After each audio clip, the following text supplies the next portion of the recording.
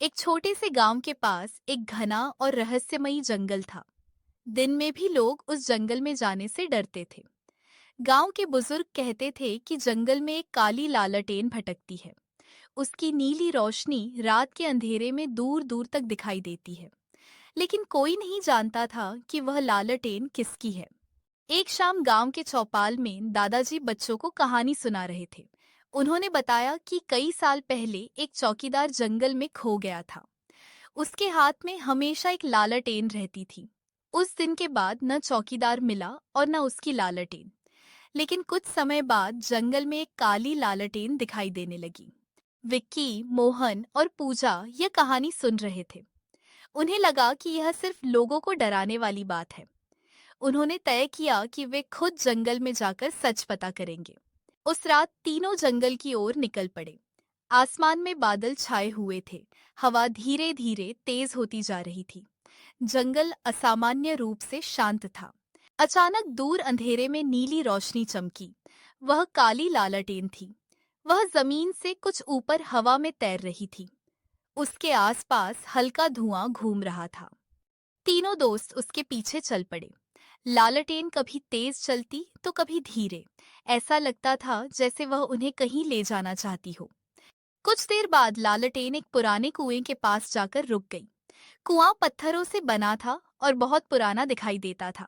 अचानक कुएं के अंदर से किसी के फुसफुसाने की आवाज सुनाई दी। बच्चों के शरीर में सिहरन दौड़ गई। विक्की ने कुएं में झांका। उसे पानी में एक बूढ़े आदमी का चेहरा दिखाई दिया, लेकिन जैसे ही उसने दोबारा देखा, वहां कुछ भी नहीं था। कुएं के पास जमीन पर चमकते हुए निशान बने थे। वे निशान जंगल के और अंदर जा रहे थे। लालटेन भी उसी दिशा में बढ़ने लगी। निशान उन्हें एक पुरानी टूटी हुई हवेली तक ले गए। हवेली वर्षों से वीरान थी, लेकिन अंदर किसी के चलने की आवाज आ रही थी। हवेली के अंदर एक बड़ा कमरा था। कमरे के बीच एक मेज रखी थी। मेज पर एक पुरानी डायरी पड़ी थी। डायरी खोलते ही पहला पन्ना अपने आप पलट गया।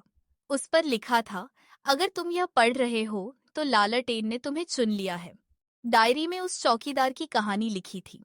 उसने जंगल में एक गुप्त खजाना खोजा था, लेकिन खजाने की रक्षा एक रहस्यमयी शक्ति करती थी। अचानक कमरे के बाहर फिर नीली रोशनी दिखाई दी। काली लालटेन दूसरी बार दिखाई दे चुकी थी। वह फिर आगे बढ़ने लगी। इस बार वह बच्चों को एक गोल मैदान में ले गई। वहां विशाल पत्थर गोल घेरा बनाकर खड़े थे। बीच में एक लोहे का संदूक रखा था। संदूक के अंदर एक पुराना नक्शा था। उसमें जंगल के सबसे गहरे हिस्से का रास्ता बना हुआ था। नक्शे के पीछे लिखा था, तीसरी बार लालटेन दिखाई दे तो पीछे मत देखना। बच्चे यह पढ़कर डर गए। कुछ देर बाद काली लालटेन फिर दिखाई दी। अब उसकी नीली रोशनी पहले से ज्यादा चमक रही थी। तीनों उसके पीछे चलने लगे। चलते चलते उन्हें पीछे से कदमों की आवाज सुनाई दी। ऐसा लग रहा था जैसे कोई उनके बहुत करीब चल रहा हो, लेकिन उन्हें चेतावनी याद थी। उन्होंने पीछे नहीं देखा। जंगल के बीच उन्हें जमीन में लगा एक विशाल लोहे का दरवाजा दिखाई दिया। दरवाजा धीरे धीरे अपने आप खुल गया।